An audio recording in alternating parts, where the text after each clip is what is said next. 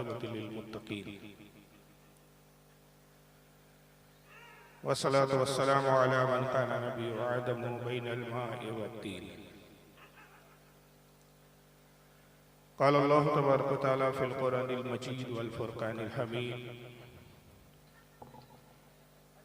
या अय्युहल्लज़ीना आमनू तूबू इलल्लाहि तौबतन नसूहा। सदक़ल्लाहुल अज़ीम सदक़ सादिक़ुल मस्दूक़ अलैहि सल्लतु व तस्लीम।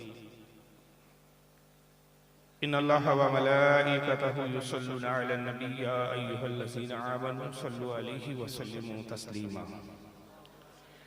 अल्लाहुम्मा सल्लि अला सय्यिदिना मौलाना शफीअना व हबीबना व तबीबना व नबियना व मौलाना मुहम्मदिन व अला आलिहि व अस्हाबिहि व अहलि बैतिहि व ज़ुर्रिय्यतिहि व बारिक वसल्लिम सलातो सलामन अलैका या रसूलल्लाह सल्लल्लाहु तआला अलैहि वसल्लम।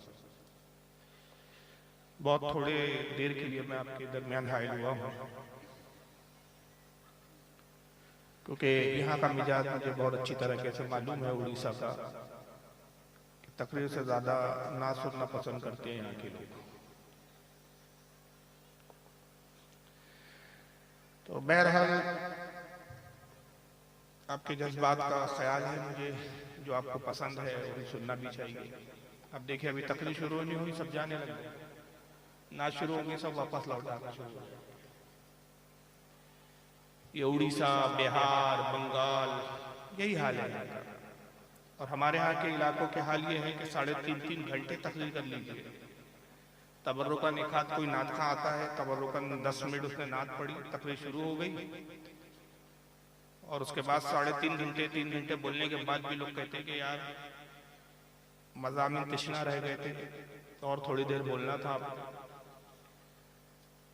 बम्बई की सरजमीन पर मेरी एक रिकॉर्ड तोड़ तकरीर है, नेट पर मौजूद है, कोई हवाई बात नहीं कर रहा हूँ। इंटरनेट पर जाइए आप, मेरे नाम से सर्च कीजिए, तकरीर आ जाएगी। 4 घंटे 50 मिनट की तकरीर। कितने देर की? 4 घंटे 50 मिनट।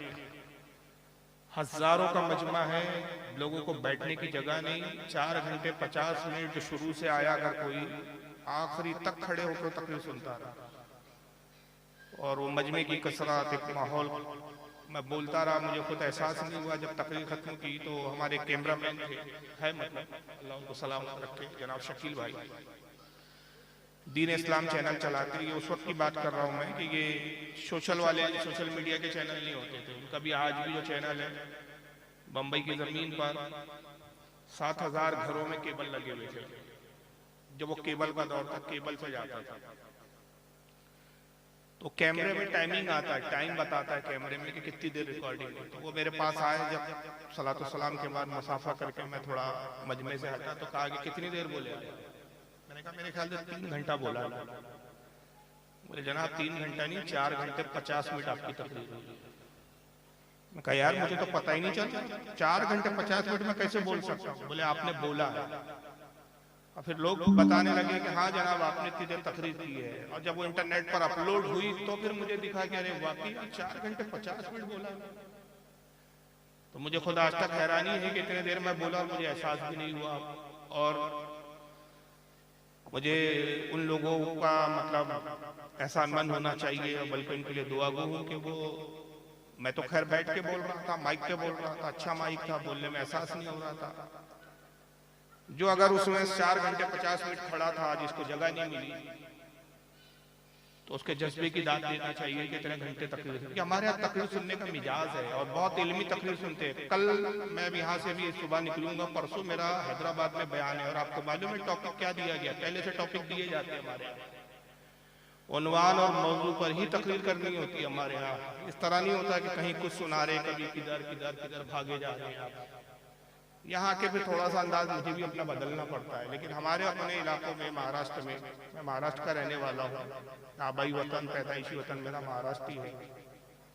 महाराष्ट्र में अगर आप चले जाएं, हैदराबाद, कर्नाटक, तेलंगाना, इधर के इलाके में आप चले जाएं, अच्छी उर्दू बोली जाती है, पढ़ी जाती है, समझी जाती है, मौजू पे तकरीर की जाती है। परसों के दिन जो मुझे टॉपिक दिया गया है वो है रसूलुल्लाह एज ए डॉक्टर। एक कॉन्फ्रेंस है जिसमें डॉक्टर आएंगे, डॉक्टरों को इनवाइट किया गया है कि उसमें ये बताना है कि आज मॉडर्न साइंस और मॉडर्न मेडिकल साइंस जिन बातों का एतराफ कर रही है, 1400 साल पहले हमारे नबियों सब बता चुके हैं। बीमारियों के इलाज बता चुके हैं हमारे नबी करीम सल्लल्लाहु अलैहि वसल्लम। बीमारियां किन सबब से होती है, क्या इलाज है उसकी, तिब्बे नबवी एक शोबा है बाकायदा हदीस की किताबों में। ये ऐसे ऐसे टॉपिकों पर रसूलुल्लाह एज ए इंजीनियर, इस पर मेरा एक खिताब एक मरतबा हो चुका है कि रसूलुल्लाह ने इंजीनियरिंग के हवाले से क्या बातें की है। लेकिन आपके यहाँ ये सब गुफ्तगू सुनने का मिजाज ही नहीं मुझे नजर आता। बखुदा यहाँ से मैं इस बुनियाद पर आता हूँ, जो लोग हजरात बुलाते हैं उनमें वो लोग होते हैं ज्यादातर, मैंने देखा। आज मैं यहाँ आया तो पता चला कि ये जलसा रखने वाले 5 भाई हैं पंजतन की निस्बत। हालांकि उनके नाम भी थोड़े मुझे दुश्वार लगे तो याद भी नहीं हो पाया पूछने के बावजूद भी, तो मैं उनसे माजरत चाहता हूँ कि मैं उनके नाम नहीं ले पा रहा हूँ। लेकिन आप तो बाखूबी जानते हैं कि 5 भाई कौन है जिन्होंने आज इस जलसे का एहतमाम किया। ये मुझे इंटरनेट पर सुनते हैं, ये और भी दीगर ऐसे उलमा को सुनते हैं कि जो दलाइल की रोशनी में गुफ्तगू करते हैं। अब चूंकि ये बाहर जाते हैं, बाहर इन्होंने वक्त गुजारा है, तो उनको वहाँ का मिजाज मालूम है, तो थोड़ा बहुत इनमें भी मिजाज आ गया है। उनकी तकरीर होती क्या है?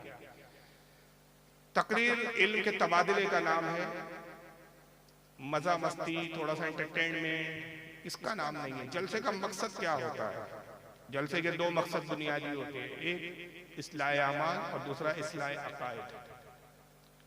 हमारे अकीदे की भी इस्लाह हो जाए, हमारे अमाल की भी इस्लाह हो जाए, और हम अपने दीन के बारे में जाने कि हमारा दीन हमें क्या तालीम देता है, क्या हमसे तकाजा करता है। हम दुनिया में बहैसियत इंसान और बहैसियत मुसलमान आए हैं, तो अल्लाह ताला हमसे क्या चाहता है, और आखिरत में हमें किन बातों का जवाबदेह होना, यह हमारा मकसद होता है जलसों का। ये नहीं कि सिर्फ रात गुजार लिए, दूसरे दिन बहुत अच्छा जलसा हुआ, मजा आ गया, हासिल क्या हुआ, कुछ भी नहीं, पता क्या चला, कुछ भी नहीं, नील बटे सन्नाटा। तो ऐसे जलसे कोई काम की नहीं होती। तो खुदा के वास्ते अपने मिजाज को आप बदलिए, और इसलिए नहीं कि आप नहीं बदलेंगे, जमाना बहुत बदल चुका है। आप वही के वही मिट्टी के पेड़ की तरह रहिए, लेकिन जमाना बदल चुका है। आपके खिलाफ जमाने में क्या साजिशें हो रही है आपको कुछ पता ही नहीं। आप शुतुरमुर्ग की जिंदगी गुजार रहे हैं कि रेत में सर डाला हुआ है, तो आप समझ रहे हैं कि हम महफूज हैं। नौसतें, नजासतें, खुराफातें, मैं बहुत दबे लफ्जों में कह रहा हूँ इशारतन, वो जमाने गए कि कहा जाता था बंगाल महफूज है, उड़ीसा महफूज है, अब महफूज नहीं रहे।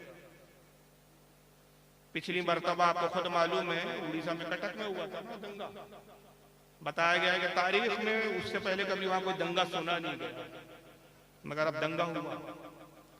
आज बंगाल खतरे में है। गया वो जमाना कि आप सोचते थे कि भाई मुसलमान बहुत महफूज है, वो तो यूपी में होता है जो कुछ होता है, हम तो यहाँ बहुत बड़ी तादाद है। ये सब जनाब ख्वाब खरगोश की नींद सोने का नतीजा है। और आज भी हम बेदार होने के लिए तैयार नहीं है, ना हमारे कौम के रहनुमा बेदार करने के लिए तैयार है, ना कौम बेदार होने के लिए तैयार है। गफलत की नींद हम जी रहे हैं।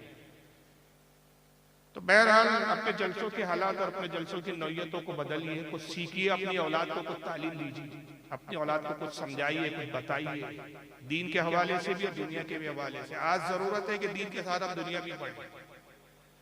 मैं आपके सामने बैठा हूँ इसलिए बोल रहा हूँ, आप सोच रहे होंगे मौलवी लोग इस तरह की बातें करते हैं। मैं इस तरह की बात इसलिए नहीं करता कि मैं खुद आपके सामने प्रैक्टिकल हूँ।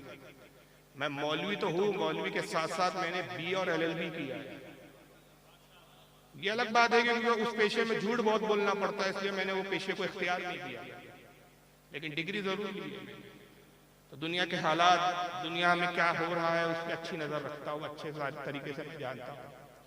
और अल्हम्दुलिल्लाह मेरी अपनी जो तंजीम मैंने कायम की है नागपुर में, सुन्नी हनफी ऑर्गेनाइजेशन, उसके अंदर ज्यादातर इंजीनियर लड़के हमारे। मैं लड़के इसलिए बोलता हूँ कि मेरे सामने के हैं, मेरे शागिर्द हैं, लेकिन सब बड़े हो गए, जवान हो गए, बच्चे बड़े हो गए, बात के तो उनके बच्चों की शादियां हो गई, लेकिन मैं आज भी उनको लड़के बोलता हूँ। मेरी तंजीम के लड़के इंजीनियर्स हैं, डॉक्टर्स हैं, प्रोफेसर है, टीचर्स हैं, पूरे वेल क्वालिफाइड लोगों का तबका है।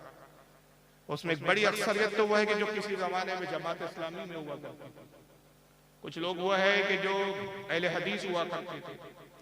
एक जमाने से मैंने जब ये काम किया और वो लोग मुतासिर मुझसे इसलिए हुए और मुझसे मुतासिर हुए तो अहले सुन्नत से मुतासिर हुए।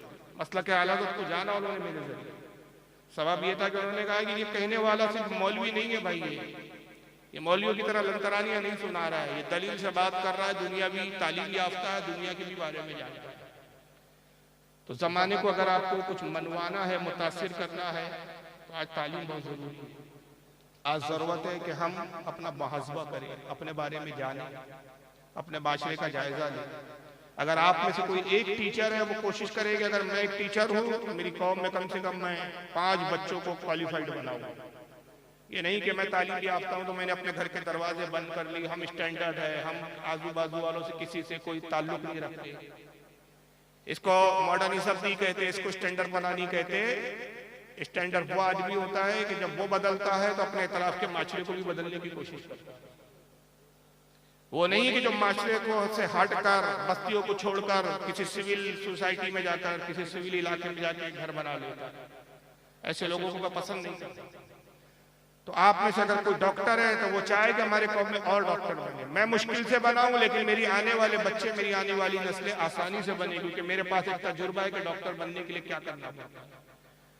अगर मैं कोई गवर्नमेंट डिपार्टमेंट में हूं तो मैं कोशिश करूं कि गवर्नमेंट डिपार्टमेंट में अपने लड़कों की, अपने नौजवानों की कैसे नौकरियां लगे, क्या एग्जामिनेशन की उनको तैयारी करनी चाहिए, किस तरीके से करनी चाहिए, ये इस तरह से गाइड करें। आज इस चीजों की जरूरत है हमारे, और ये मकसद के लिए सबसे जो अहम चीज होती है या अहम जगह होती है वो ये जलसे होते हैं।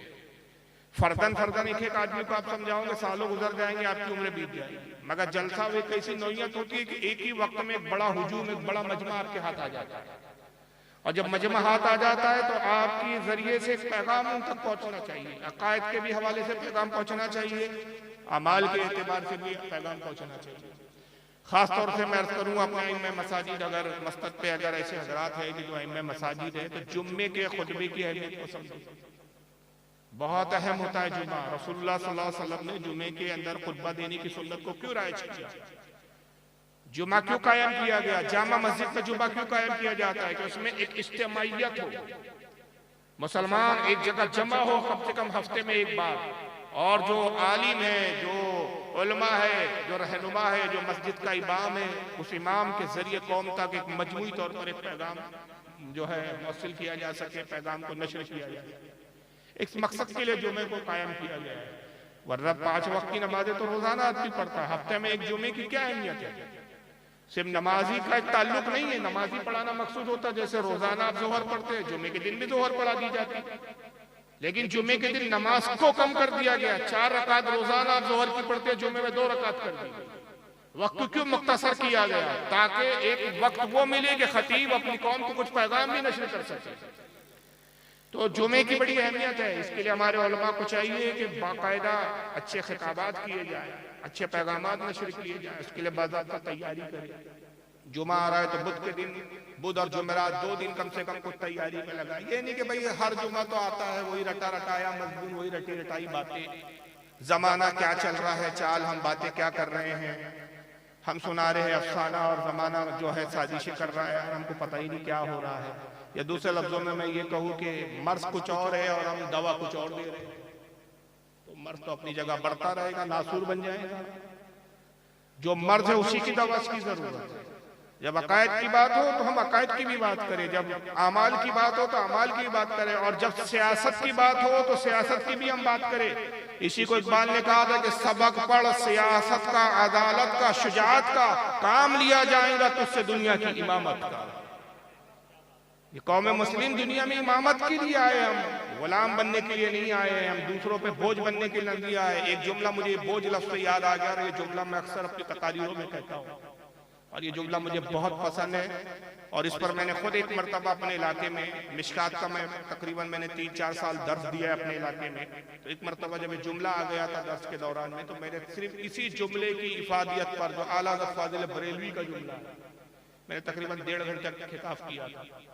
एक छोटा सा जुमला, लेकिन उस पर 1.5 घंटा मुझे खिताब करना पड़ा था। और जुमला क्या था, अगर आप जुमले की अहमियत को समझ ले तो खुदा की कसम आप अपनी जिंदगी की अहमियत को समझ लोगे।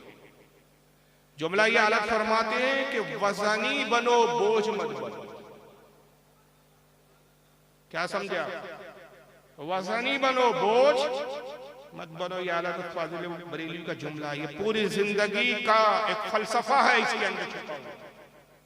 पूरी जिंदगी का अल्लाह है अमल इस जुमले में पोशीदा कर दिया है कि इंसान जब बोझ बन जाता है तो अपने माशरे पर बोझ होता है, अपने घर वालों पर बोझ होता है, अपने खानदान पर बोझ होता है। और वजनी बनना क्या होता है कि आप जिस अपने शोबे में हैं, जिस फील्ड में हैं, जिस शोबे से आप ताल्लुक रखते हैं, उसके शोबे में आप इतनी मेहनत करो, इतने माहिर बन जाओ, इतने माहिर बन जाओ, इतने वजनी बन जाओ कि दुनिया उस फन के लिए आपकी तरफ राग़िब होने पर आपकी तरफ आने के लिए मजबूर हो जाए। अगर आप डॉक्टर बनो तो इतने वजनी डॉक्टर बनो कि दुनिया एक कह उठे, आपका दुश्मन कहने पर मजबूर हो जाए कि भाई ये ऐसे डॉक्टर है कि अगर इस बीमारी का कोई इलाज कर सकता तो यही डॉक्टर कर सकता। अगर आप एक मैकेनिक भी बनते हैं, याद रखिए इस्लामी पॉइंट ऑफ व्यू से, इस्लामी नजरिए से कोई भी कारोबार, कोई भी जरिया छोटा बड़ा नहीं होता। शर्त सिर्फ एक इस्लाम लगाता है कि रिस्क हलाल होना चाहिए। ये दुनिया ही एतबार से हम समझते कि ये कारोबार छोटा है, ये कारोबार बड़ा है। इस्लाम इसकी तकसीम नहीं करता। इस्लाम का नजरिया ये है कि जो रिस्क हलाल जिस जरिए से कमा जाए और रिस्क हलाल हो वो अल्लाह के नजदीक पसंदीदा पेशा है। और अगर कोई काम दुनियावी एतबार से कितना ही बड़ा समझा जाता हो, लेकिन उसमें जो आमदनी आ रही है, जो जरिया है कमाई का, अगर वो हराम है तो फिर अल्लाह रसूल के नजदीक को पसंदीदा नहीं है। अगरचे दुनिया उस जो है पेशे को और उस कारोबार को बड़ी इज्जत से देखती है। कारोबार, बिजनेस, धंधा वही अल्लाह रसूल के नजदीक मकबूल पसंदीदा है जिसके अंदर रिस्क हलाल आपको जिससे हासिल होता है। तो अगर आप एक मैकेनिक है छोटे से, ऐसे अहम मैकेनिक बन जाओ, उस फन में इतनी महारत पैदा कर लो, इतने वजनी बन जाओ उस काम के अंदर कि दुनिया कहे कि साहब अगर इस गाड़ी को कोई सुधार सकता है तो अब्दुल्ला बिस्तरी ही सुधार सकता है। अपने आप को बदलो। आज ये लफ्ज अब्दुल्ला ये सबसे मुबारक नाम है। अल्लाह के रसूल सल्लल्लाहु अलैहि वसल्लम ने इरशाद फरमाया, सही बुखारी की हदीस है कि अल्लाह को सबसे ज्यादा दो नाम पसंद है तमाम नामों में। हजारों नाम है, एक फारूक, मेरा नाम फारूक है, ये हजरत के भी नाम है, आपके भी नाम है, सबके नाम है। यहाँ मुख्तलिफ नाम के लोग यहाँ बैठे हुए हैं, मगर अल्लाह रसूल के नजदीक, अल्लाह के नजदीक सबसे ज्यादा पसंदीदा नाम कौन सा है? आका फरमाते कि अल्लाह को दो नाम सबसे ज्यादा पसंद है, एक है अब्दुर रहमान और एक है अब्दुल्ला। हुजूर के वालिद का नाम भी अब्दुल्ला है। तो अब्दुल्ला अल्लाह को सबसे ज्यादा पसंद है। लेकिन आज इस हिंदुस्तान की सरजमीन पे देखिए अब्दुल्ला नाम एक गाली बन के रह गया। आज ये नाम कैसे इस्तेमाल होता है? अब्दुल्ला पंचर बनाने वाला, अब्दुल्ला की चूड़ी टाइट करना है, अब्दुल्ला को दबा के रखना है। हम दबकर रहने वाली कौम नहीं है, हम वजनी कौम। तो वजनी बनना जरूरी है, बोझ नहीं बनना। चलिए बहरहाल चंद मैंने बातें अर्ज कर दी। अगर किसी को नागवार गुजरा हो तो मैं इससे माजरत चाहूंगा। जो दिल में था मैंने अर्ज कर दिया, कुछ इशारे और किनाए के अंदर कि आज अपने आप को बदलने की जरूरत है। दो बातें मैं अर्ज करके चला जाऊंगा। एक इस्लाह माशरा पे गुफ्तगू करना है और फिर कुछ अकीदे की बात आपको बताना है। जहां तक इस्लाह माशरा की बात है, इस्लाह अमाल की बात है, तो आज सबसे बड़ी जरूरत है कि हम अपने अमाल को सुधारने से पहले अल्लाह की बारगाह में तौबा करें। अब तक जो हमने बदअमालियां की है, आज अगर मुसलमान परेशान हैं, अगर आज मुसलमान पीस रहे हैं, ये हमारी बदअमालियों का नतीजा। आप क्या सोच रहे होंगे कि भाई हमने तो कोई बदअमाली नहीं की, हम पे तो कोई जुल्म तशद्दुद नहीं हो रहा। याद रखिए एक जगह असर होता है तो उसके असरात दूसरी जगह भी मुरत्तब होते हैं। आका सल्लल्लाहु अलैहि वसल्लम ने मुसलमानों में इख्वत, मुसलमानों में भाईचारगी और मुसलमानों में एक दूसरे के दर्द को महसूस करने के लिए क्या इरशाद फरमाया। कितनी प्यारी मिसाल दी आका ने। दुनिया के किसी कायद ने कौम में यकजहती के लिए मिसाल नहीं पेश की जो हमारे आका सल्लल्लाहु अलैहि वसल्लम ने पेश की। आका सल्लल्लाहु अलैहि वसल्लम ने इरशाद फरमाया, लोगों को बताओ अगर तुम्हारी एक आंख दुख रही हो तो क्या ऐसा हो सकता है कि दूसरी आंख सो जाए? बताइए, ऐसा हो सकता है? आपकी आंख दुख रही है तो आप इस आंख से कहें कि चलो ये दुख रही है, इसको जागने दो, तकलीफ में रहने दो, तू तो सो जा भाई, और ये आंख बंद करके आप सो जाए, ये आंख को आराम मिले। जब इस आंख में दर्द हो तो ये आंख भी बेचैन हो जाती है, ये आंख भी सो नहीं पाती। साहबा ने अर्ज किया, अल्लाह के नबी अगर एक आंख में दर्द हो तो दूसरी आंख कैसे सो सकती है? इरशाद फरमाया कि तुम कौम मुस्लिम दो आंखों की तरह है। अगर माशरे के एक तबके में दर्द हो, जलन हो, तकलीफ हो तो दूसरा तबका कैसे सो सकता है, कैसे इत्मीनान से रह सकता है? तो हमें ये नहीं देखना है कि आज हम पे कुछ जुल्म तशद्दुद नहीं है, दूसरे इलाका में हो रहा है, हमारा इलाका तो महफूज है। नहीं, फिर हम कैसे मुसलमान हैं कि उनके दर्द और तकलीफ को महसूस नहीं कर रहे? अगर दर्द वहां है तो तकलीफ यहाँ भी महसूस होनी चाहिए, और जब यहाँ तकलीफ महसूस होंगी तो हम यहाँ की भी इस्लाह करने की कोशिश करेंगे, वहां की भी इस्लाह करने की कोशिश करेंगे। आज जरूरत है कि हम अपनी बदअमालियों से तौबा करें। आज हम गफलत की नींदों में वक्त गुजार रहे हैं, हम गफलत की जिंदगी गुजार रहे हैं। हालांकि कुरान अजीम हमसे क्या मुतालबा करता है, रब तबारक व तआला का क्या हुक्म है हमारे लिए। सूरह तहरीम है, पारा नंबर 28 है। यही आयत करीमा मैंने खुतबे में पढ़ी, जिसको अपना मौजू बनाया। आयत नंबर 8 सूरह तहरीम, पारा नंबर 28। रब कदीर इरशाद फरमाता है, या अय्युहल्लज़ीना आमनू तूबू इलल्लाह। ऐ ईमान वालों, खिताब भी ईमान वालों से कि ईमान लाने के बाद भी गुनाह हो सकते। जरूरी नहीं है कि ईमान लाने के बाद आप इतने पाक साफ हो जाए, इतने दूध के धुले हो जाए कि आपसे कोई गुनाह सरजर्दी नहीं। गुनाह हो सकते हैं। अब जब गुनाह हो जाए तो क्या करो? अल्लाह फरमाता है, अल्लाह की तरफ, अल्लाह की बारगाह में तौबा करो, अल्लाह की बारगाह में झुक जाओ, अल्लाह की बारगाह में तौबा करो। और कैसी तौबा करो? तौबतन नसूहा, ऐसी तौबा कि फिर उसके बाद उस गुनाह की तरफ लौटना ना हो। तौबा के माना क्या होते हैं? तौबा के लफ्जी लुग़वी माना ये होते हैं, लौट जाना, पलट आना, वापस हो जाना। वो तौबा नहीं कहे तौबा कहलाती कि हम रोजाना रस्मी तौर पर जाते हैं और कान पकड़ते हैं। हम हर नमाज पढ़ते हैं, अगर तो नमाज के बाद हाथ उठाते और कहते हैं अल्लाह जो भी गुनाह हुआ हमें माफ कर दे, और उसके बाद फिर वही बाहर निकल के वही गुनाह शुरू कर देते हैं। शरीयत के एतबार से ये तौबा नहीं है, बल्कि एक तरह से दीन से मजाक है, ये खुद अपने आप से मजाक है।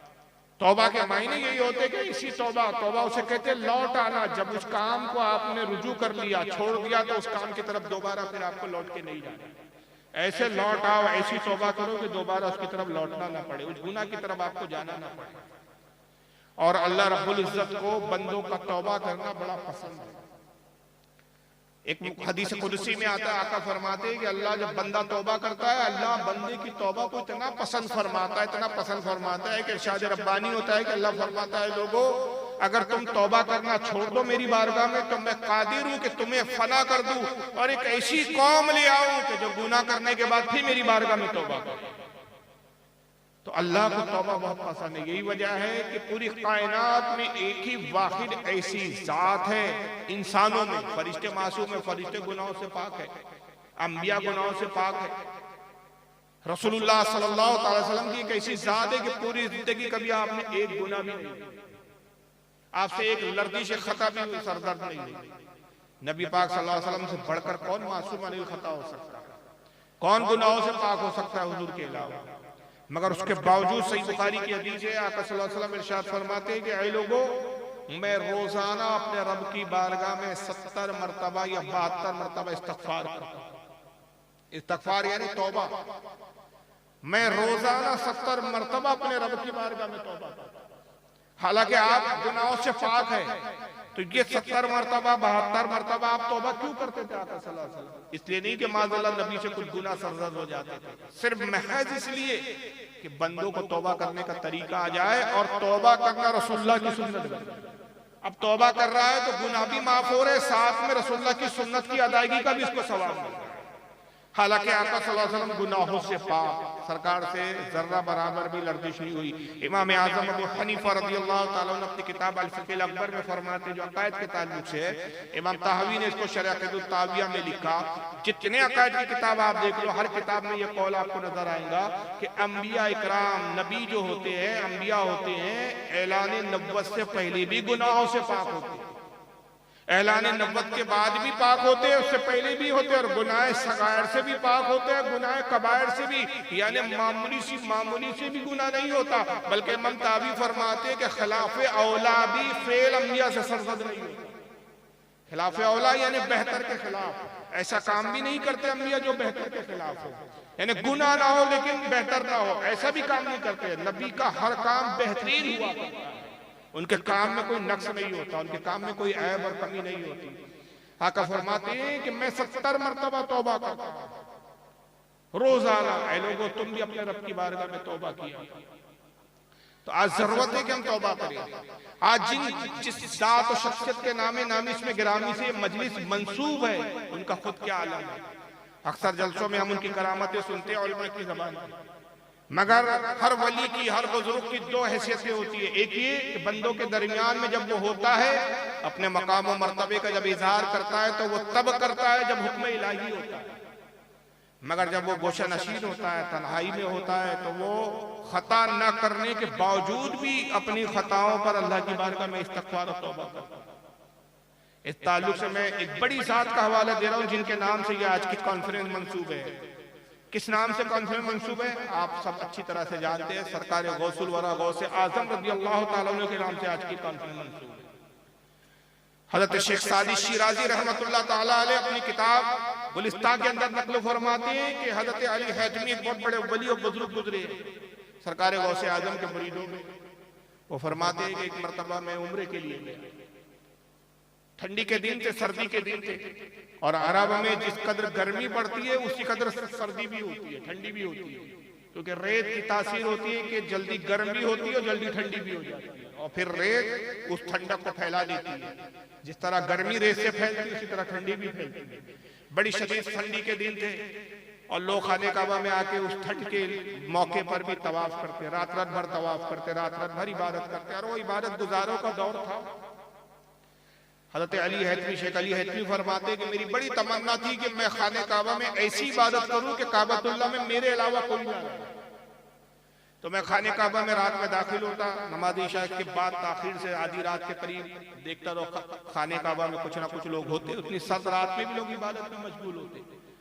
तो वो अर्ज करते हैं कि परवरदिगार मैं सिर्फ एक मौका ऐसा चाहता हूँ कि खाने काबा में सिर्फ मैं और रहूं और तेरी जात और मैं तेरी बारगाह में तन्हाई में मुनाजात करूं, मैं तन्हाई में तेरी बारगाह में कुछ इल्तिजाएं कुछ गुजारिशात अर्ज करूं। ऐ खालिक के कायनात एक ऐसा मौका फराम कर दे कि मेरे अलावा काबतुल्लाह में कोई नहीं।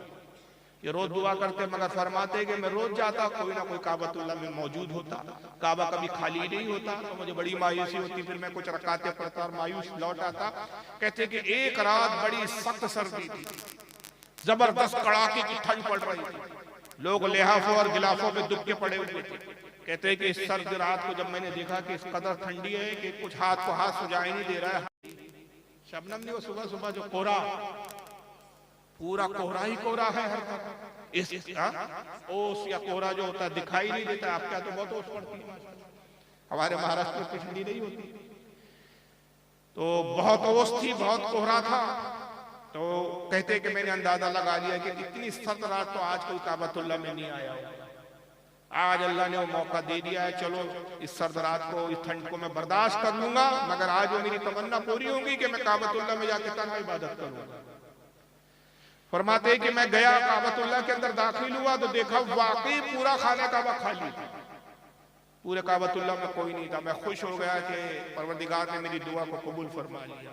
आज वो मौका मुझे फराम किया गया कि काबतुल्लाह में मेरे अलावा कोई नहीं। बड़े खुशी खुशी काबतुल्लाह के करीब आए, और जब हजरत असवद के करीब आए और अभी इरादा करते थे कि बस नमाज की नियत बांधूं और मैं फिर रब की बारगाह में सजदा रेज़ हो जाऊं, इबादत करूं, कहते कि तभी मुझे किसी के रोने की आवाज आई। कोई रो रहा था और रोते हुए कह रहा था, परवरदिगार आलम कयामत के दिन मुझे नाबीना उठा। ऐ खालिक के कायनात मैं तुझसे कुछ नहीं चाहता, बेशक जो भी मैंने इल्तिजाएं की, जब भी तुझसे मैंने तलब किया तूने मेरी दुआओं को कभी रद्द नहीं किया, मेरी हर दुआ को तूने कबूल किया। बस तेरा ये बंदा एक आखिरी ये दुआ करता है जो सबसे अहम है इस बंदे के लिए दुआ है, तेरी बारगाह में अर्ज करता है कि परवरदिगार कयामत के दिन मुझे नाबीना अंधा उठाना, मुझे बीना ना उठाना, आंखों वाला ना उठाना। हज़रत अली हैदमी कहते मुझे बड़ी हैरानी हुई, कैसी अजीब व गरीब दुआ, ये कौन शख्स है जो मुझसे पहले काबतुल्लाह में आ गया। यकीनन ये मुझसे पहले इस सर्द रात में काबा में है, यकीनन ये मुझसे ज्यादा मकबूल बंदा है, मगर अगर ये मकबूल है तो इस तरह की अजीब व गरीब दुआ क्यों कर रहा है। फरमाते मैंने उस आवाज का पीछा किया, देखा तो वो गिलाफे काबा के पीछे से आवाज आ रही थी। मालूम हो रहा था उस शख्स ने सर्दी से बचने के लिए गिलाफे काबा को अपने इर्द गिर्द लपेट दिया था। गिलाफे काबा में लिखते हुए रो रो के दुआ कर रहा था। अली हैतमी कहते हैं कि इस अजीब व गरीब दुआ को देखकर अब मुझे इश्तियाक हुआ कि मैं इंतजार करूं और शख्स को देखूं कि आखिर ये दुआ करने वाला शख्स कौन है। इस अजीब व गरीब दुआ में क्या हिकमत है, क्यों ये नाबीना उठना चाहता है, जबकि हकीकत ये है कि हदीस पाक में आता है कि आका सल्लल्लाहु अलैहि वसल्लम इरशाद फरमाते हैं कि अल्लाह ताला दुनिया में जिसको नाबीना पैदा करता है, अंधा पैदा करता है, कयामत के दिन सबसे पहले अल्लाह का दीदार जिसे होगा उन नाबीनाओं को होगा, और इन्हें रोजाना दूसरे बंदों के मुकाबले में 70 दर्जे ज्यादा, 70 मर्तबा ज्यादा अल्लाह का दीदार होगा। ये इनाम है कि तुमने दुनिया में कुछ नहीं देखा, दुनिया की रौनकों को तुमने नहीं देखा, दुनिया में तुमने नाबीना होने पे सब्र और शुक्र किया, आज उसका इनाम यह है कि आज अपने रब का दीदार करो। ये हदीस पाक में, तो कोई वहां अंधा होगा ही नहीं कयामत के दिन। जितने जन्नती मोमिन मुसलमान होंगे, अगर यहाँ दुनिया में नाबीना थे वहां बीना हो जाएंगे, आंखों वाले हो जाएंगे। ये कैसी दुआ है कि मुझे नाबीना उठाना। कहते मुझे इश्तियाक हुआ कि मैं देखूं, मैं इंतजार करता रहा, यहाँ तक कि बहुत देर तक वो शख्स दुआ यही करता रहा, यही रो के गिड़गिड़ाता रहा, मौला क़यामत के दिन मुझे नाबीना उठाना।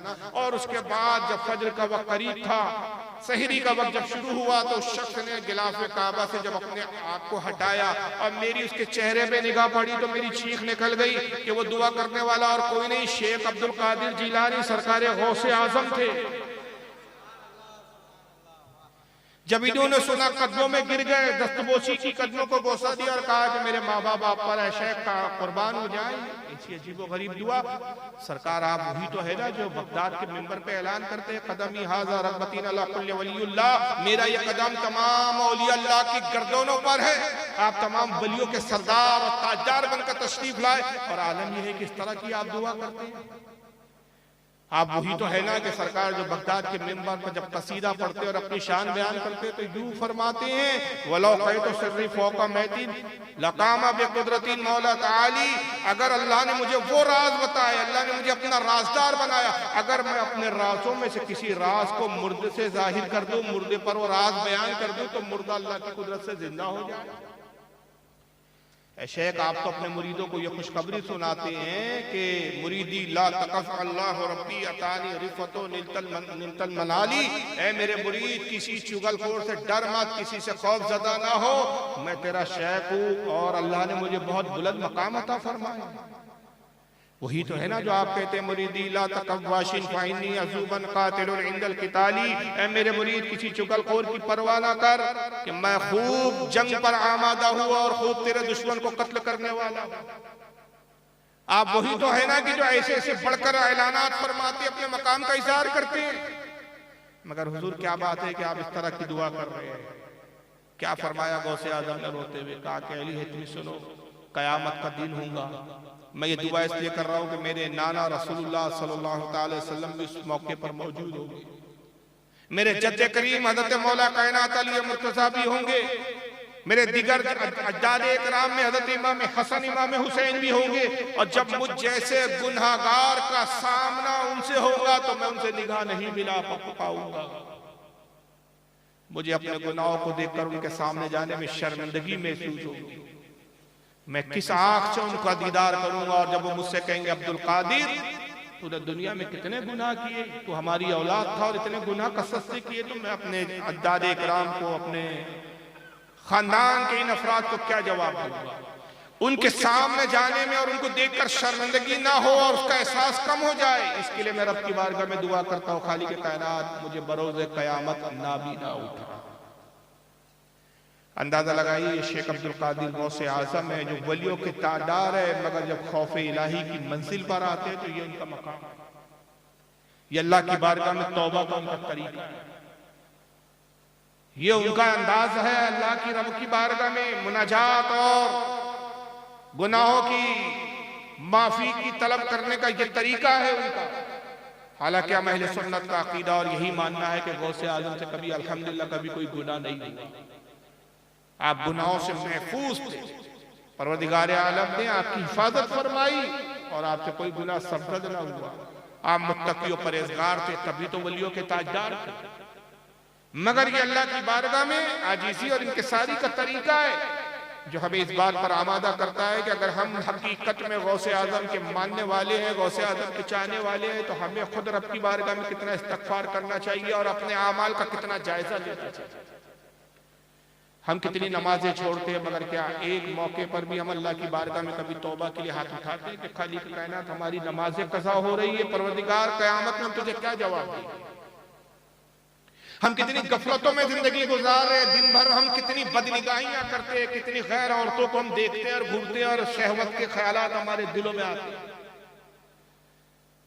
जब हम कारोबार और बिजनेस करते हैं तो न जाने कितनी मरतबा झूठ बोलते हैं, ऐसा कौन सा गुनाह है जो हम नहीं करते? मगर खुदा की कसम हम पे अजाब नहीं आता। जितनी पिछली उम्मतों ने गुनाह किए, ऐसा कोई गुनाह नहीं जो इस उम्मत में ना हो रहा हो, मगर फिर भी हम अजाबात से क्यों बचे हुए? सिर्फ उसकी वाहिद वजह यह है कि हम रसूलुल्लाह की उम्मत में, आका रहमत लिल आलमीन है, ये हुजूर की रहमत है जो हमें बचाए हुए। खुदा की कसम अगर हम हुजूर की उम्मत ही ना होते तो हमारे अमाल तो वो है कि हम पर यकीनन अजाब आ जाता। गोया सरकार मुफ्ती आजम रहमतुल्लाह ताला अलैहि की जबान में कि मेरे अमाल का बदला तो जहन्नम था, मैं तो जाता लेकिन सरकार ने जाने नहीं। ये रसूलुल्लाह की रहमत है जो हमें बचाए हुए। मगर क्या गुलामी का ये हक नहीं है? क्या गुलामी का तकाजा नहीं है कि हम अपने आका के लिए वो काम करें कि जिससे हमारे आका की आंखें को ठंडक पहुंचे, हमारे आका के दिल को, कल्ब को सुकून पहुंचे? जबकि हम जानते हैं, हमारा एक अकीदा, मैं आज इस अकीदे की तर्जमानी करते हुए एक जुमला आपसे बोलना चाहता हूँ। क्या आप पर हमारा ये अकीदा नहीं कि रसूलुल्लाह सल्लल्लाहु अलैहि वसल्लम हाजिर और नाज़िर है? बोलिए, हम अहले सुन्नत है ना, हमें उस जमात से कोई गरज नहीं जो कहते हैं कि रसूलुल्लाह को पीठ के पीछे की खबर नहीं। हमारा तो ये अकीदा है कि रसूलुल्लाह हाजिर और नाज़िर है, और रसूलुल्लाह ही नहीं बल्कि सरकार की अता से हम तो ये भी मानते हैं कि सरकार गौसे आजम भी हम पर निगाह रखे हुए हैं। क्योंकि गौसे आजम खुद फरमाते हैं, नजर तो इला बिलादिल्लाहि जमा अखर दलालतीन अला हुक्म इत्तिसाली, मैं अल्लाह के तमाम शहरों को ऐसे देखता हूं जैसे मेरे हथेली में राई का दाना रखा हुआ। एक मकाम पे फरमाते हैं कि ऐ लोगों, तुम मेरे सामने मिस्ल शीशे के हो, जैसे शीशे से आदमी आर पार देखता है, वैसे मैं तुम्हारे बातिन को भी देखता हूं, तुम्हारे जाहिर को भी देखता हूं, तुम्हारे बातिन को भी देखता हूं। गौसे आजम भी हमें देख रहे हैं, वो भी हमारे अमाल से वाकिफ है, रसूलुल्लाह भी वाकिफ है। और सही हदीस में आता, आका फरमाते कि हर जुमेरात के दिन जिंदा इंसानों के अमाल फरिश्ते मेरी बारगाह में मेरी उम्मतियों के पेश करते हैं। मैं अपने उम्मतियों के जिनके अमाल अच्छे देखता हूं तो खुशी का इजहार करता हूं, उनके लिए और मजीद अच्छे अमाल की दुआ करता हूं। और जिनकी बदअमालियां मेरे सामने पेश की जाती है, जिनके गुनाह मेरे सामने पेश किए जाते हैं, बस पर अफसुर्दा हो जाता हूँ, परेशान हो जाता हूँ, और अल्लाह की बारगाह में उनके लिए दुआ करता हूँ कि खालिक कायनात इनको नेक सालिह। हमारे अमाल हुजूर की बारगाह में हर जुमेरात को पेश किए जाते हैं। बाद रिवायतों में आए कि रोजाना मगरिब के बाद पेश किए जाते हैं। बाद में जुमेरात का जिक्र है, बाद में है कि रोजाना पेश किए जाते हैं। आका सल्लल्लाहु अलैहि वसल्लम हमारे अमाल से वाकिफ है, हमारे अमाल को देखते हैं। हम दावा तो करते हैं, हमने बैनर लगा रखे हैं आई लव मोहम्मद, क्या वाकई हम रसूलुल्लाह से मोहब्बत करते हैं? क्या मोहब्बत का ये तकाजा है? कभी हमने गौर व फिक्र किया कि आई लव मोहम्मद के तो हमने बैनर लगा लिए, हमने अपने मोबाइलों पे स्टेटस लगा दिया आई लव मोहम्मद के, मगर क्या कभी गौर और फिक्र किया हमने कि रसूलुल्लाह हाजिर और नाजिर है? जब हम हाजिर और नाजिर मानते हैं, हाजिर और नाजिर का मतलब कि हुजूर मौजूद भी है और देख भी रहे हैं। हुजूर मौजूद है, देख रहे हैं, हम गुनाह कर रहे हैं। हुजूर देख रहे हैं, मौजूद है, हम बेनमाजी है, नमाज नहीं पढ़ रहे हैं। हुजूर मौजूद है, हम देख रहे हैं, हम झूठ बोल रहे हैं, हम लोगों का माल खा रहे हैं, हम लोगों की गिबतें कर रहे हैं, हम लोगों के साथ बदसलूकियां कर रहे हैं, हम बदनिगाहियां कर रहे हैं, हम जिना कर रहे हैं, दिन रात हम गुनाहों में मुब्तला है। और आई लव मोहम्मद के हमने स्टेटस लगाया है, मगर एक लम्हे हमें ख्याल आया कि हमारा परवरदिगार तो देख ही रहा है, साथ में रसूलुल्लाह भी हमारी अमाल को देख रहे हैं, तो हुजूर पर क्या गुजर रही है? गौसे आजम भी देख रहे हैं, गौसे आजम पर क्या गुजर रही है? आज जरूरत है कि हम अपने अमाल को सुधारें। मैं उन नौजवानों से कहूंगा, आज का ये नौजवान, आज की पीढ़ी, मेरे ख्याल से जब भी इस्लाम माशरा के बारे में जब बोलने के लिए मुझे कहा जाता है तो एक बात जरूर बोली जाती है, जितने मुस्लिम इलाके, शायद ही कोई ऐसा इलाका हो जहां मैं गया, मुझसे कहा गया कि आज इस्लाम माशरा पे तकरीर करनी है, और वहां ये ना कहा गया हो कि हजरत यहाँ के नौजवान शराब बहुत पीते हैं, हजरत यहाँ के नौजवान नशा बहुत करते हैं, आप इस नशे पर बोलिए, यहाँ के नौजवान जुआ बहुत खेलते हैं। वही नौजवान जो आई लव मोहम्मद के नारे लगा रहा है, वही नौजवान जो बैनर्स लगा रहा है अपने घरों पे, अपने घरों की मकानों की दीवारों पे, जिसने स्टिकर चिपका किए हुए आई लव मोहम्मद के, मगर एक लम्हा उसने नहीं सोचा कि रसूलुल्लाह से कैसी मोहब्बत है कि काम शैतान के कर रहे हो, काम इब्लीस के कर रहे हो, और दावा मोहब्बत रसूल का कर रहे हो। मोहब्बत तो तुम्हें इब्लीस से है कि काम तुमने इब्लीस वाले की है। अगर रसूल से मोहब्बत होती, खुदा की कसम, इब्लीस के कामों को छोड़कर तुम रसूलुल्लाह वाले काम करते, आका की सुन्नतों पर अमल पैरा। जरूरत है कि हम अपने अमाल की इस्लाह करें। एक अमाल एक बुराई हो तो उस पर मैं कहूँ कि अगर माशरे में बेनमाजी हो तो हम नमाज पे तलकीन करें। माशरे में अगर कुछ लोग झूठ बोलते हो तो हम उस पर तलकीन करें। माशरे में कुछ बेईमान हो तो उनकी बेईमानी पर हम तबसरा करें। माशरे में अगर चंद लोग हो जो बदनिगाहियां करते हो तो उस पर तबसरा करें। पूरा माशरा ही सड़ चुका है, पूरा माशरा ही बुराइयों में मुलव्विस है। किस किस बुराई पर हम बात करें? गोया मौलाना रूम की जबान में पूरा जिस्म जख्मी हो चुका है, मैं मरहम रखूं तो कहां का रखूं? कोई एक जगह जख्म हो तो जहां मरहम रख के इलाज किया जाए। आज सरकार गौसे आजम का हम जश्न मना रहे हैं। किस मकसद से हम मना रहे हैं? क्या सिर्फ इसलिए कि हम उनकी करामत सुने, सुभान अल्लाह बोले, नारे जोर से लगाए और खुश हो जाए कि हमने गौस पाक की मोहब्बत का हक कर दिया, हक अदा कर दिया? याद रखिए बुजुर्गान दीन के अगर ये जलसे नाम से मंसूब होते हैं, मुजाहिद मिल्लत का अगर तस्करा होता है, यहाँ पर हाफिज मिल्लत का तस्करा होता है, आला हज़रत फाज़िल बरेलवी का तस्करा होता है, ख्वाजा गरीब नवाज का तस्करा होता है, गौसे आजम का तस्करा होता है, अबू बकर सिद्दीक, हजरत उमर, हजरत अली, हजरत उस्मान, किसी भी सहाबी का तस्करा होता है, किसी भी बुजुर्ग की तरफ से नाम से जो है इजलास और कॉन्फ्रेंस मुनक्किद होती है, उसका मकसद सिर्फ वाहिद एक ही होता है, सिर्फ एक ही होता है, और वो ये इनकी तालीमात को जाने और जिस तरह इन्होंने अल्लाह की फर्माबरदारी में जिंदगी गुजारी उसी तरह हम भी अल्लाह की फर्माबरदारी में जिंदगी गुजारने की कोशिश करें और जद्दोजहद करें। ये असल मकसद है। लेकिन आज हमारा ये हाल है कि अमाल तो खराब है, तो कम से कम अकीदा ही बचा लेते, मगर अकीदे में भी हमारे क्या हालात है? बेअमलिया तो है, मगर नजात का मदार तो सब जानते हैं कि अकायद है, अमाल पर सजा होगी। अगर ईमान और अकीदा सही लेकर चले गए दुनिया से, सजाओं के बाद जन्नत बहरहाल मिल जाएगी। ये अलग बात है कि सजा इतनी शदीद है कि वहां की एक दिन की भी सजा बर्दाश्त नहीं कर सकती। अगर कोई समझता है कि नहीं नहीं साहब रसूलुल्लाह की शफाअत से तो हम बख्श दिए जाएंगे, फला बुजुर्ग की शफाअत से बख्श दिए जाएंगे, पीर साहब हमारी सिफारिश कर देंगे, पीर साहब बचा लेंगे, ठीक है, माना मैंने कि अकीदा है, इसका हम इनकार नहीं कर सकते। आका की हदीस हमारे पेशे नजर है, हदीस का इनकार गुमराहियत है। आका ने फरमाया शफाअती लिल कबाइर मिन उम्मती, मेरी शफाअत मेरी उम्मत के बड़े गुनाहगारों के लिए। मगर ये जानने की कोशिश की हमने कि शफाअत होंगी भी कब? बड़ी माजरत के साथ अर्ज करूंगा कि हमारे उलमा ने ये भी बताया कि शफाअत तो होगी, मगर कब होगी, किस सूरत में होगी, कैसे होगी? खुदा की कसम अगर ये भी शफाअत के साथ ये बताए होते तो हमारी कौम बेरा रवी की शिकार ना होती। आज सबसे ज्यादा बदअमाली हम सुन्नियों में, वो बदअकीदा जिनके अकीदे खराब है, अमाल बड़े अच्छे बना रखे उन लोगों ने, हालांकि वो बदअकीदगी की बुनियाद पर उनके अमाल काम न देंगे, और हमारी खुश अकीदगी की बुनियाद पर छोटे से छोटा अमल भी हमारे लिए काफी होगा, मगर अफसोस कि हम अमाल से काफी हैं। यानी जिनके लिए अमाल फायदा बख्श है उन्होंने अमाल को छोड़ दिया, और जिनके लिए अमाल फायदा बख्श नहीं, उन पर तौबा फर्ज है, उन पर अकीदे की दुरुस्तगी फर्ज है, उन्होंने अमालों को इख्तियार कर रखा। उलमा ने ये तो बताया कि रसूलुल्लाह की शफाअत होगी, मगर अफसोस होता है मुझे उलमा की जमात पर, मैं माजरत से अर्ज करूंगा कि हमारे उलमा की जिम्मेदारी है कि ये भी बताया कि शफाअत कब होगी।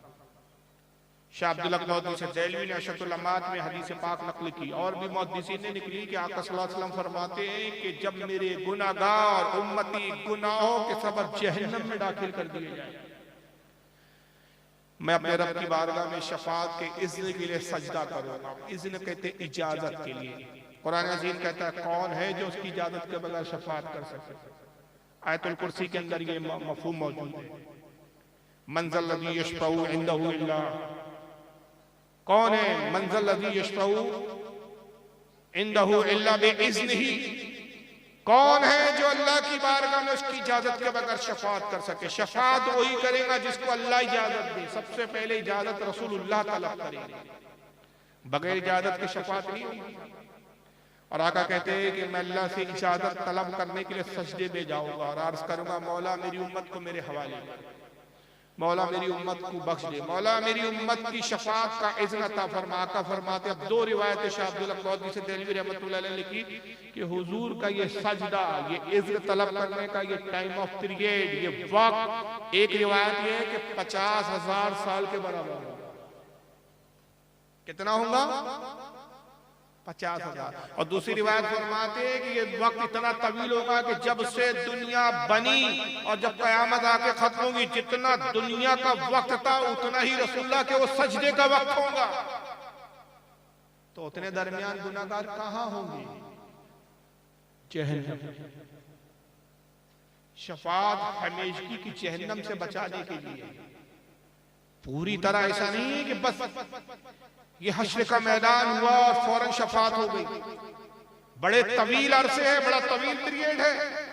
सही बुखारी के अंदर आता है कि शफाअत के लिए, अच्छा उससे पहले फिर एक और वाक़या वक़ू होगा, उसके लिए एक बड़ा तवील अरसा लगेगा। ये सजदे की कैफियत भी बाद में, उससे पहले का अरसा कौन सा है? फरमाते हैं कि सारी उम्मतें जमा होंगी और जब ये देखेंगी कि हमारे गुनाहों के सबब हमें जहन्नम में डाला जा रहा है, अंबिया कराम की खिदमत में हाजिर होंगे। हज़रत आदम के पास जाएंगे, कहेंगे आदम आप हमारे बाप हैं, हमारी शफाअत करिए। हज़रत आदम पे घबराहट तारी होगी, परेशानी की कैफियत होगी, हश्र की हौलनाकी से वो खुद परेशान हाल होंगे और अर्ज करेंगे, इरशाद फरमाएंगे इज़हबू इला गैरी, किसी और के पास जाओ, नफ्सा नफ्सी नफ्सा नफ्सी, आज मुझे अपनी फिक्र पड़ी, आज मुझे अपने आप की फिक्र है। इज़हबू इला गैरी, किसी और के पास जाओ। फिर कौम हज़रत शीश के पास आएंगी, वो भी यही कहेंगे नफ्सा नफ्सी इज़हबू इला गैरी, किसी और के पास जाओ। नूह अलैहिस्सलाम के पास कौम आएंगी, वो कहेंगे इज़हबू इला गैरी, हज़रत इब्राहीम के पास, हज़रत इस्माइल के पास, हज़रत ईसा के पास, हज़रत मूसा, हज़रत हारून, हज़रत शमून, हर नबी के पास उम्मत जाएंगी। 1,24,000 अंबिया किराम के पास उम्मत घूमेंगी। अगर एक नबी के पास जाने का अरसा एक दिन पकड़ लो तो 1,24,000 दिन गुजर जाएंगे। और जब ईसा अलैहिस्सलाम के पास उम्मत जाएंगी तो हज़रत ईसा कहेंगे इज़हबू इला मुहम्मद रसूलुल्लाह सल्लल्लाहु अलैहि वसल्लम, जाओ मोहम्मद सल्लल्लाहु अलैहि वसल्लम की तरफ जाओ। आज सरकार के अलावा कोई नहीं है जो तुम्हारे लिए शफाअत तलब कर सके। और जब उम्मत हुजूर की खिदमत में हाजिर होंगे, आका कहेंगे अना लहा, मैं इस काम के लिए हूं, मैं इस काम के लिए। फिर सरकार सजदे में जाएंगे, 50,000 साल का सजदा होगा और फिर 50,000 साल के बाद रब इरशाद फरमाएगा ऐ मेरे महबूब सर उठाओ कि सुनी जाएगी, शफाअत करो कि कबूल की जाएगी। ऐ मेरे हबीब तू जिसको बख्शवा देगा मैं उसे बख्श दूंगा, तू जिसकी सिफारिश करेगा मैं कबूल करूंगा। आका फरमाते मैं अपने हर उम्मती की शफाअत करूंगा, हत्ता कि जिसके दिल में राई के दाने के बराबर भी ईमान होगा मैं उसकी भी शफाअत करूंगा। मगर ये बड़ा तवील अरसा होगा। अब जो लोग सिर्फ बदअमाली बुनियाद पे कर रहे हैं कि साहब शफाअत तो होना है, चलिए बदअमाली की जिंदगी गुजार लीजिए, क्या फर्क पड़ता है। जो अमालों से गाफिल है उन्हें सिर्फ एक प्रैक्टिकल कर लेना चाहिए, हैसियत और औकात उनकी पता चल जाएगी। एक माचिस की तीली ले, उसको जलाएं, जितनी देर वो माचिस की छोटी सी तीली जलती है उसके ऊपर हाथ रखे और देखे कि ये आग हम बर्दाश्त कितनी देर तक कर सकते हैं। एक मोमबत्ती जलाएं, एक चिराग जलाएं, चिराग के उस लौ पर अपना हाथ रखें और देखें हम इस लौ की तपिश को कितनी देर बर्दाश्त कर सकते हैं। खुदा की कसम अगर तुमने सिर्फ 10 मिनट भी बर्दाश्त कर लिया तो फिर मैं मान जाऊंगा कि वाकई तुम जहन्नम का अज़ाब भी शायद बर्दाश्त।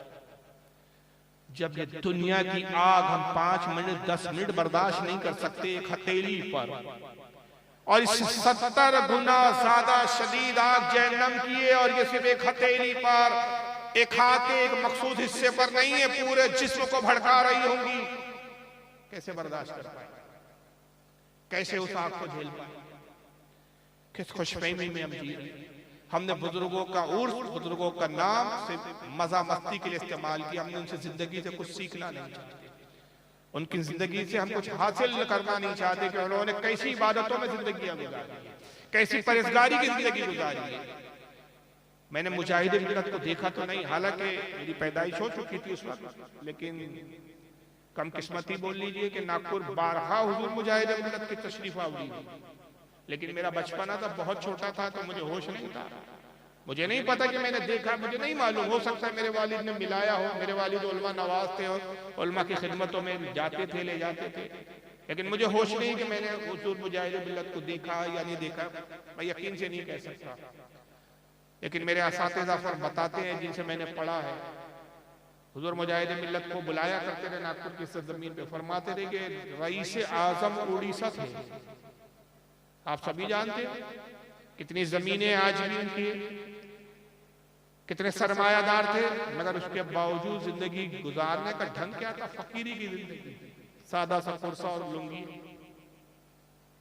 ये सादगी की जिंदगी अल्लाह ने इतनी दौलत से नवाजा, लेकिन फकीरों और मिस्किनों की जिंदगी गुजारी आपने, तक़वा और परहेज़गारी की जिंदगी गुजारी। मेरे उस्ताद मोहतरम हुजूर मुफ्ती गुलाम मोहम्मद साहब अलैहि रहमा फरमाते कि जब मैं अल-जामिअतुर रज़विया के जलसे में बुलाता था हुजूर मुजीब अशरफ साहब क़िबला अलैहि रहमा से, मैंने सुना मेरे उस्तादों से, फरमाते कि हम मुजाहिद मिल्लत को बुलाते, उस जमाने में ट्रेन के सफर होते थे, फ्लाइट के सफर उतने थे नहीं, तो हम हजरत से कहते रहते कि हुजूर किस ट्रेन से आप तशरीफ लाने वाले हैं, उस ट्रेन का नाम तो बता दीजिए, किस ट्रेन का आपने टिकट बनाया है।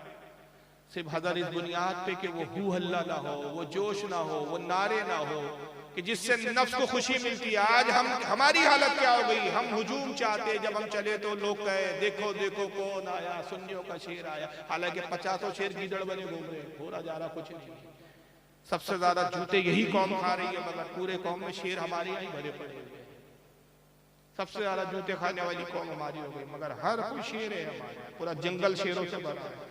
आज हमारा नफ्स कहता है कि हम चले तो जुलूस निकले साहब, सामने गाड़ियां हो, पीछे गाड़ियां हो, जीप में हम बैठे हुए हो, हारों के गलों में हमारे हारों के साहब ढेर लगा हुआ हो, मजमा नारा लगा रहे हो। लेकिन ये बुजुर्गों का सलाफ का हुजूर मुजाहिद मिल्लत का तरीका मैंने जो अपने असातिज़ा से सुना, वो बयान करते कि हम कहते हुजूर किस ट्रेन से आ रहे हैं, हज़रत कहते कि आप फिक्र मत कीजिए मुफ्ती साहब, हम पहुंच जाएंगे, वक्त पे हम पहुंच जाएंगे, ट्रेन की इत्तला नहीं देते। तो हजरत फरमाते कि तब भी मैं ये करता कि उड़ीसा से जितनी ट्रेनें आने वाली है उनके टाइम मालूम करता और मदरसे के तलबा को स्टेशनों पे बिठा देता कि जैसे हुजूर मुजाहिद मिल्लत आए तो तुम देखना, इस्तकबाल करना, फौरन खबर करना, हम फौरन वहाँ तेजी के साथ दौड़ते पहुंचेंगे। और जहाँ पे ये अल-जामिअतुर रज़विया मदरसा है नागपुर का, रेलवे स्टेशन बहुत करीब है, बामुश्किल 1 किलोमीटर भी, बामुश्किल 1 किलोमीटर।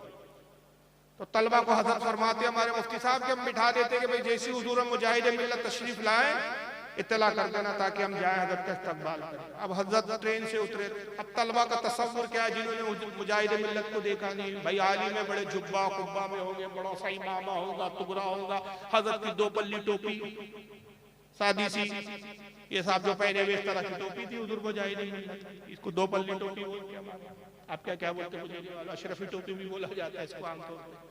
2 पल्ली टोपी, सादा सा व्हाइट कलर का कुर्ता और लुंगी, और हजरत कभी सूटकेस लेके नहीं चलते थे, प्लास्टिक का वो बैग आता था, वो जो मार्केट में सब्जियां खरीदने के लिए हम जाते, उस बैग में एक जोड़ा भरा होता, वो भी प्रेस किया हुआ नहीं, वही घड़ी करके उसको डाल दिया।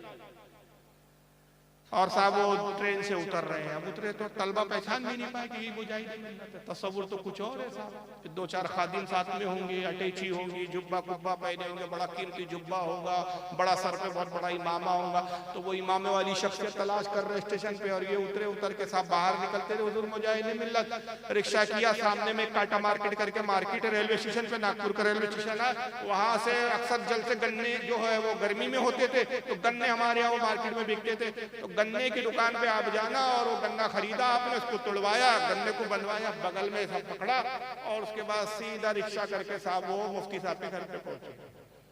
दरवाजा खटखटाया, मुफ्ती साहब ने दरवाजा खोला तो गन्ना बगल में दबा हुआ है। हजरत हैरान की अकेले चले आ रहे, अरे हुजूर आप, मैंने तो तलबा को वहां छोड़ा था।